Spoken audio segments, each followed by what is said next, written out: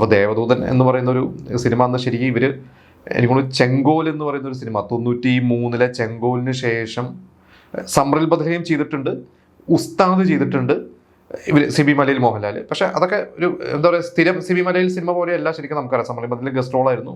ഉസ്താദ് ശരിക്കും ഒരു ഷാജിക്കല ചെയ്യേണ്ട ഒരു സിനിമ, പിന്നീട് സിബി മലയിൽ സംവിധായകനാവേണ്ട ഒരു ഘട്ടം, അങ്ങനെ ഒരു കഥയൊക്കെ കേട്ടിട്ടുണ്ട്.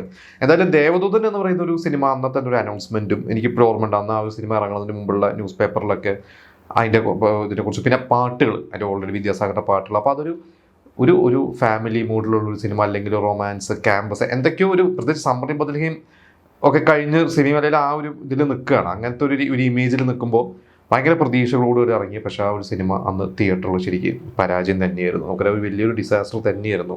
അതിൻ്റെ നിർമ്മാതാവ് സിയാദ് കോക്കറിന് ഒരുപാട് നഷ്ടം വന്ന സിനിമയാണ്.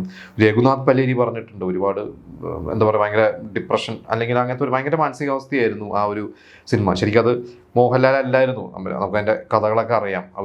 അവർ വർഷങ്ങൾക്ക് മുമ്പ് സിബി മലയിൽ ശരിക്കും ആദ്യം സംവിധാനം ചെയ്യാൻ 80കളുടെയൊക്കെ ആദ്യമായിട്ട് സിബി മലയിൽ സംവിധായകനാവാൻ വേണ്ടി ഉദ്ദേശിച്ച സമയത്ത് പ്ലാൻ ചെയ്ത ഒരു കൊച്ചുകുട്ടീനെ വെച്ചിട്ടുള്ള ഒരു ഫാൻറ്റസി സിനിമയായിരുന്നു. പിന്നീട് അത് മാറി മാറി കുറേ കഴിഞ്ഞ് ഇവരതൊരു ഒരു കോളേജ് സ്റ്റുഡൻറ്റിനെ വെച്ചിട്ട്, അതായത് കോളേജിലൊക്കെ പഠിക്കുന്ന ഒരു പയ്യൻ്റെ ഒരു കഥ സെൻട്രൽ ക്യാരക്ടറാക്കി ചെയ്യാം എന്ന് പറഞ്ഞാൽ അന്ന് ഹിന്ദി സീരിയലിലൊക്കെ മുഖം കാണിച്ച് നടന്നിരുന്ന മാധവനെ അഭിനയിപ്പിക്കാം എന്ന് വിചാരിച്ചു. പിന്നീട് മാധവൻ ആ സമയത്ത് മലയപ്പായതേ കമ്മിറ്റഡ് ആയപ്പോൾ അത് മാറ്റി വെച്ചു. പിന്നെ പെട്ടെന്ന് മോഹൻലാലിന് ഒരു ഡേറ്റ് കിട്ടിയപ്പോൾ അങ്ങനെയൊക്കെ ഉണ്ടായ ഒരു സിനിമയാണ്. അതിനുവേണ്ടി മോഹൻലാലിന് വേണ്ടി കഥയൊക്കെ കുറേ പേരൊക്കെ മാറ്റങ്ങളൊക്കെ വരുത്തിയിട്ടാണ് ദേവദൂതൻ സംഭവിച്ചത്.